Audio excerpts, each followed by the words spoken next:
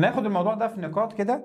أول حاجة، الأكاديمية التعليمية هي منظومة تعليمية لا نشاط مؤقت، يعني كيان بتبني كيان مستمر. تاني حاجة معانا، تقوم على منهج علمي لا محتوى عشوائي. منهج علمي يعني المنهج بتعده قبل بداية الأكاديمية، والمنهج بيعد بطريقة منهجية مش مجرد كورس فقط.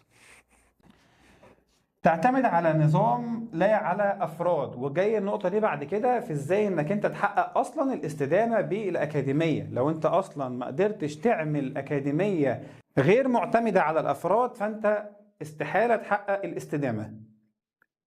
آخر حاجة معانا، تهدف إلى أثر تعليمي مستدام لا بيع لحظي. يعني العميل اللي معاك هو طالب بيقضي معاك سنة، بيقضي معاك 6 شهور، بيقضي معاك 4 سنين، بيقضي معاك مدة كبيرة، مش مجرد انك انت بعت له كورس او انت بعت له خدمة وخلص الموضوع على كده.